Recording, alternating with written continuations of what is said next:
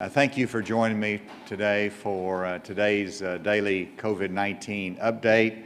I'm joined by a whole host of luminaries to make some comments today. We have, of course, Dr. Jose Romero of the Department of Health. We also are joined today by Gina Wendell of the Chief of Staff of the Department of Education, and then Troy Wells, CEO of Baptist Health System, important part of our announcement today. And then Stuart Walton, who just finished a meeting with our Economic Recovery Task Force, will also give a brief report on the work of that task force, which we greatly appreciate. If you recall 6 months ago, when this pandemic started, that the Department of Health had one testing machine that could do 20 tests per day. That's all it could do. Since then, we've built the capacity where now we can do over 3,000 tests in a day in our public health laboratory. This is incredible growth in capacity. And what I've said probably a month ago when we started having serious issues with our commercial labs and their production and their reliability on the test, that we needed to control our own destiny. And that's for that reason we have invested in antigen testing equipment, but we've also expanded our capacity and partnerships in terms of our own PCR testing within our Department of Health. And so today, as part of controlling our own destiny, I'm pleased to announce the Department of Health's partnership with Baptist Health in order to increase our testing capacity by 20%. And this again will add to our ability to make sure we can do adequate testing here in the state of Arkansas. The Department of Health, under this partnership, will refer 50% of the tests that come in over to Baptist Health for their analysis, and Baptist Health will provide the personnel to operate the Thermo Fisher machine in which the Department of Health is providing to Baptist. Baptist Health will be operating this machine 24 hours per day, 7 days a week, which is a very significant commitment and again an expansion of our testing capacity here in Arkansas. So thank you, Baptist Health, and Troy Wells will be making comments on that a little bit later. Let's go to our cases. The last 24 hours we've seen an additional 385 in positive PCR tests. That brings us to 66,406. In terms of hospitalizations, we've had 2 additional Arkansans hospitalized. That brings us to 411. And we've had 11 additional deaths. That brings our total to 928. In terms of testing, we've tested 5,208 tests, which is a good, strong testing day with our PCR tests over the last 24 hours. In terms of our antigen tests, we've tested 699. That gives us 114 positive. That gives us a positivity rate of 15.4% for our antigen test. Now, for those sharp observers, you'll say, well, if we're considering the antigen test positives as real cases, then they ought to be added into the total. Well, we'll continue to report those according to CDC guidelines separately, but it is informative to see them combined. And so if you add the 385 positive cases under the PCR test with the 114 of the antigen test, that really gives us 499 positive cases within the last 24 hours. I know that is an extra step to go through to get that total. That allows us to report separately to the CDC, but also to be transparent with the people of Arkansas. Let's go to our graphs.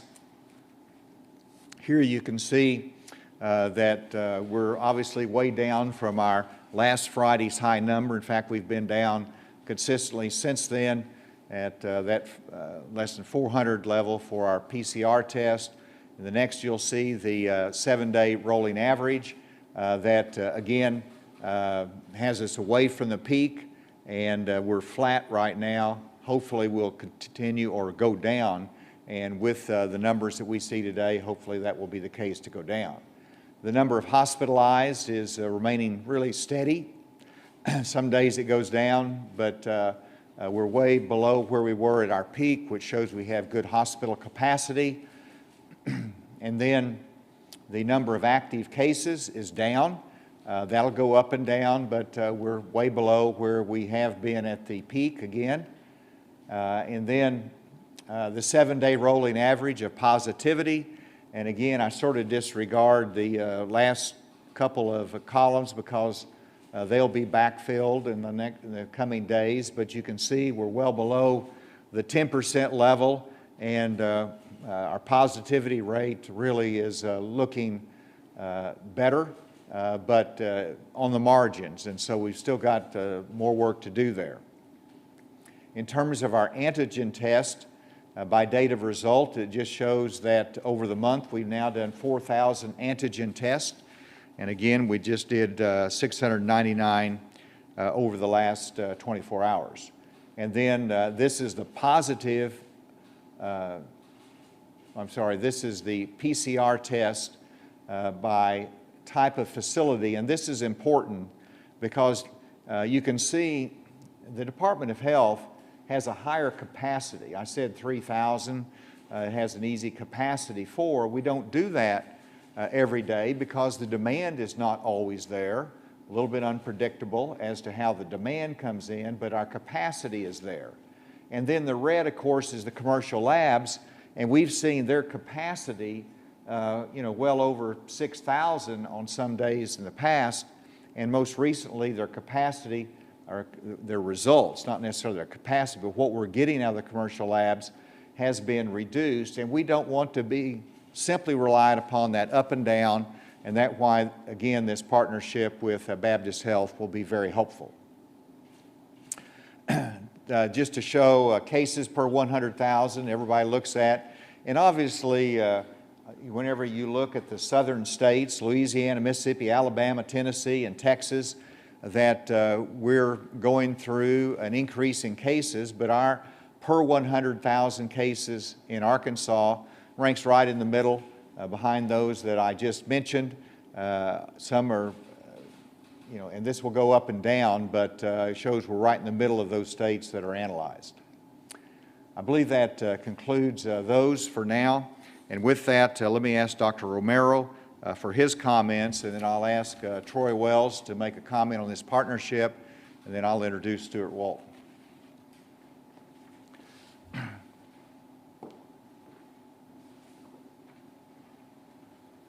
Thank you, Governor. So I will add a little bit more to the data. As mentioned, we had an increase of 2 individuals that were hospitalized for 411. We also had a decrease of 2 individuals requiring a ventilator, so we're down to 82, which gives us a significantly reserve for ventilators. Our total deaths, as mentioned, were 928. That's a result of an increase of 12 deaths in the state. 7 of those deaths occurred in nursing homes, with 2 small clusters, one occurring in Beebe and the other in El Dorado. Recovered cases, we've added 660 to the rolls. We are now at 59,920 individuals. With regard to the top 5 counties, over 20 cases, we only have 5 today. First is Washington County with 42, followed by Craighead at 21, then Pulaski at 31, Benton at 24, and Jefferson at 23. Let me add my comments to those of the governor with regard to testing. I think our joint partnership with Baptist will expand our capacity significantly. I want to extol the efforts of the Public Health Laboratory and state that from September 2nd to September 8th, the lab performed over 19,000 tests, and that would rank the lab, the Public Health Laboratory, in the range of a commercial laboratory performing testing. So this extra capacity provided by Baptist will further increase us. And then lastly, I want to let everyone know that Our new mandates for restaurants have been placed on our dashboard. This increases the options available to families and includes self-serve restaurant venues. And that can be read at our website. So I'll turn it back over to the governor.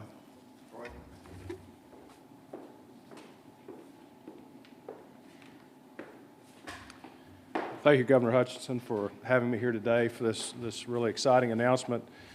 I think we all recognize how important partnerships are, and in healthcare especially, and during times of pandemic especially. I think we've seen the state of Arkansas and the healthcare provider community work in partnership throughout the last 6 months or so. And I think today is just another great example of how we can use our collective resources to better serve the state of Arkansas. So I'm excited to be here and be a part of this. You know, this started several weeks back, this discussion of how we could partner together to help provide more testing. We've reached the agreement to do so, as you've heard today. The state's providing the equipment. Baptist Health is providing the technical professional resources to run that equipment 24/7, 7 days a week. This is commercially rated lab equipment, which means it can really run a large number of tests. This is beneficial for Baptist Health because today and over the last several months, we have sent anywhere from 400 to 1,000 tests out of state to a reference lab, and that turnaround time, as we've talked about and here many times before, has been rather slow at times. So it does benefit Baptist Health, but first and foremost, it will benefit the state of Arkansas and the Department of Health's commercial lab. So each day there'll be the first block of tests will be dedicated to the Department of Health, and then after that block of tests is used up, Baptist Health can utilize that machine to run its tests that we normally, like I said, would be sending out of state. So this piece of equipment runs over 1,000 tests a day, so this really will add some needed capacity to our in-state testing. The reagents for this machine, they're more readily available due to the partnership with the state of Arkansas, so it really has been beneficial for everyone. This equipment is on order, and we expect it to be here by October 1st and be operational. So we're really excited about this. I want to thank the governor once again and the Department of Health, Dr. Romero and your team there who's worked so hard to make this happen, as well as the team at Baptist Health. So thank you, and Governor, back to you. Thank you, Troy. That's really great news for us. And as everyone knows, the Economic Recovery Task Force has been meeting regularly, both in full committee and in their subcommittees, and their recommendations have been very instrumental in guiding our recovery, but we're not completed yet. We still have much more to do in terms of our economic recovery. Stuart Walton has led that effort, and I want to invite him to come and give some comments about their preliminary report.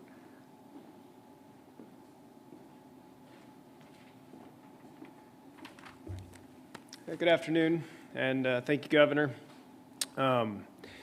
We had a good meeting this morning with the Economic Recovery Task Force. We had about 20 people, I think, in person, in the flesh, socially distanced and all masked up.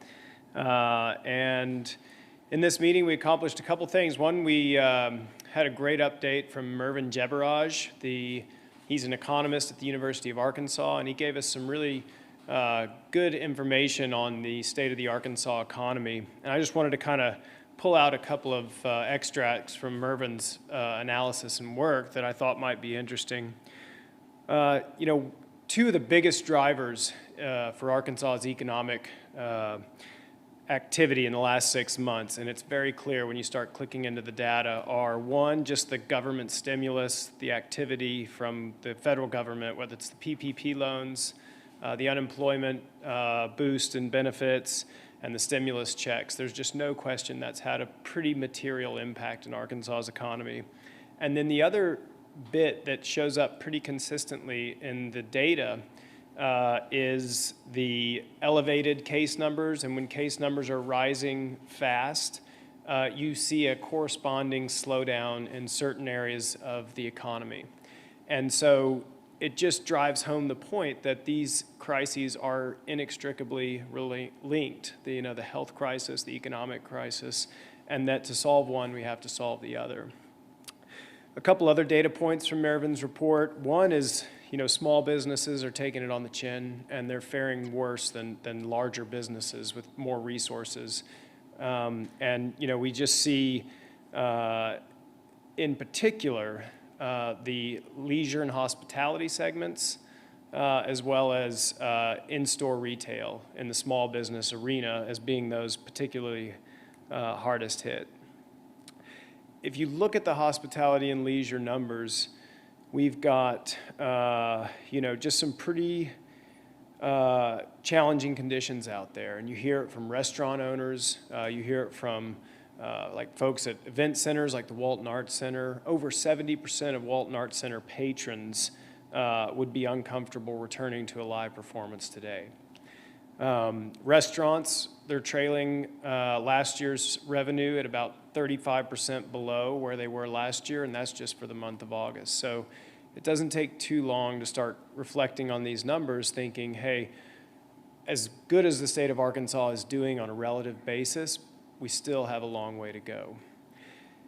I want to talk briefly about, just the impact that some of these small businesses closing would have on the state, because as a patron of one of these restaurants, it would be disappointing to see it close.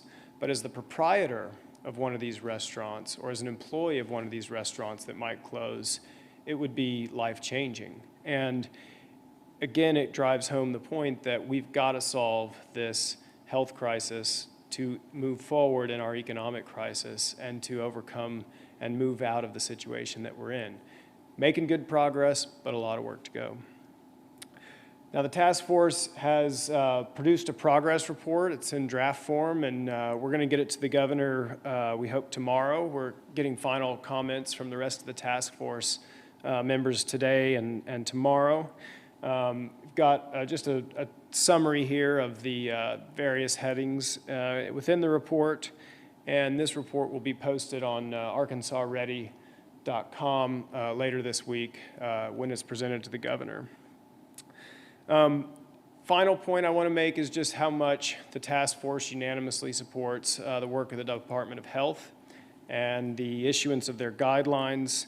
They are on the right track, and as a state, I know it's getting a little bit fatiguing to continue to operate in a way that feels so uncomfortable sometimes, but we just have to overcome that. We have to continue to put our confidence in the Department of Health, their leadership, and all work together to continue to make progress and move through this. Thank you, Governor.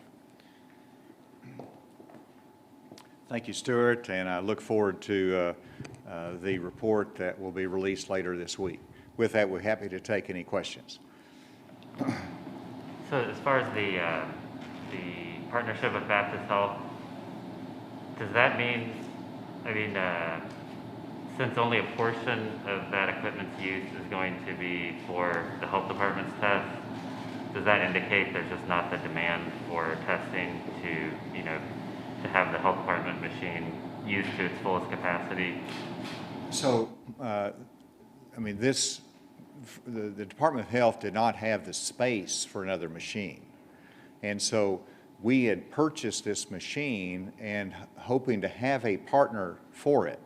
And so it's not a reflection of lack of demand and utilization fully of the Department of Health equipment. It's we needed a partner for space purposes as well as personnel. And so that's what Baptist Health is providing. And so that's the expansion of the capacity that we have in testing. You raise a good point, though, that while we might have a capacity of 3,600 tests a day through our Department of Health lab and Baptist new capacity, if the demand is not there, we're not going to be showing that every day. It doesn't mean we're going to have 3,600 tests every 24 hours. It means that's the capacity there, and of course, we have to, the demand will fluctuate some, just as you've seen over the last week. Do you have a plan to get more people to come in? We develop that as every month and part of our testing plan, and absolutely, whenever we see a breakout somewhere or a great need, we channel those resources there. and with the availability of our public health team across the state, it's easier to get that outreach, get those tests, bring them back here for division between Baptist Health and Department of Health for their work. Did you have anything else to add on that? Yeah. So part of the reason why we have another platform is because of the issue of supply and demand.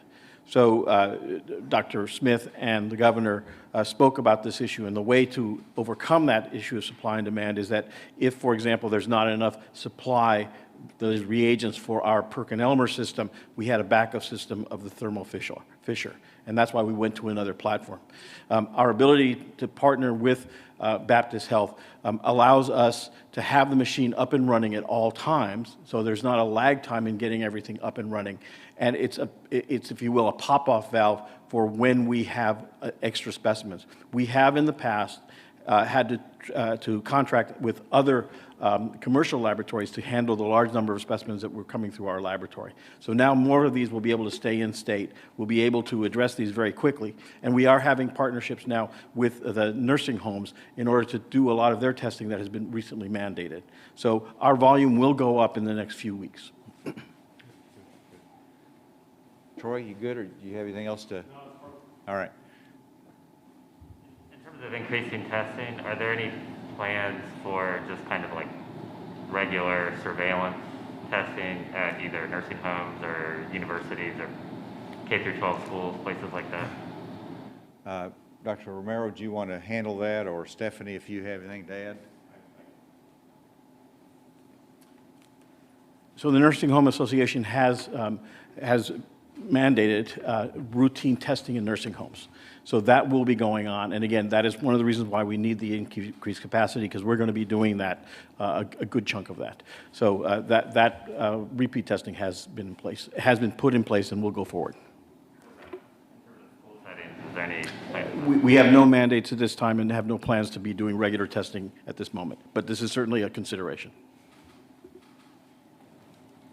Of course, in the school setting, that's one of the reasons our antigen tests and equipment will be in our local public health offices so that we can support the need of our K through 12 schools. Is there any question remotely? Yeah, Governor, this is Andrew with AP. The White House's coronavirus task force, the latest report has Arkansas at 6th in the country for new cases, 13th for test positivity. Want to ask you a couple questions on that report. I guess first of all, I just want to see if the latest numbers, how much of a concern are they for you at this point? And secondly, wanted to see if there are any of the recommendations that you're taking a look at, and not just the closing bars. I know you've talked about that before, but also recommendations that they've made dealing with college campuses, expanding testing capacity at campuses, and I think even surveillance of wastewater. Are any of those ideas things that you're considering? And the answer is yes, and we take it very seriously in terms of their analysis, but also their recommendations.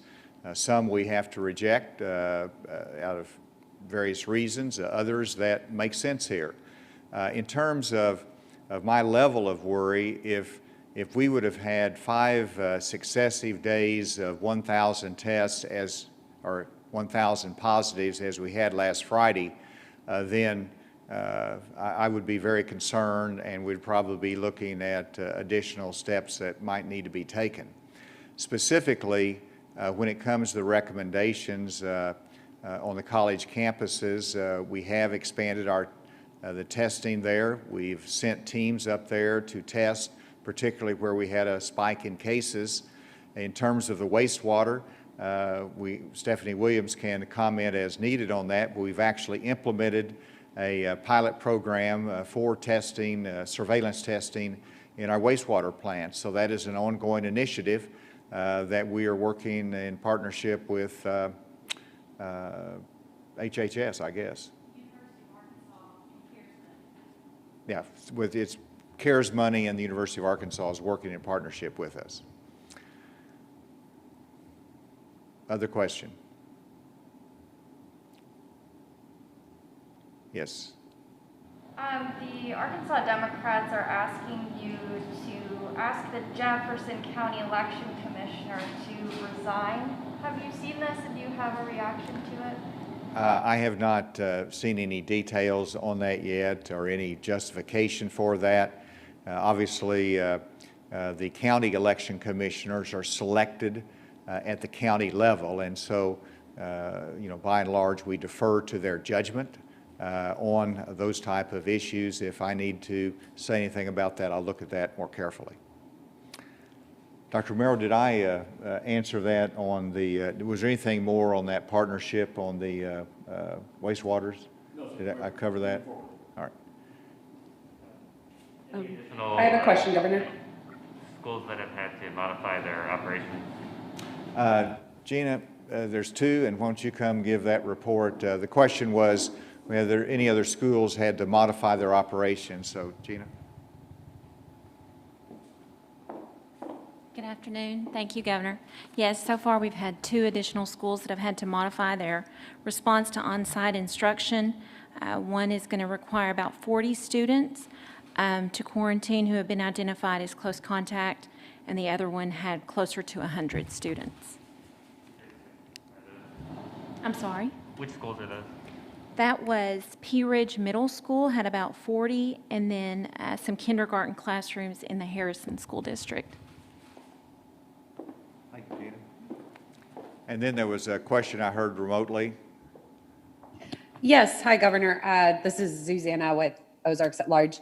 Just wondering if you had any response to the latest headlines about Bob Woodward's book and the president saying that he was downplaying the virus very early on. Whose book are you referring to? Bob Woodward. It's just kind of news that hit headlines about an hour ago. So Yeah, I have no comment on that, but thank you for that.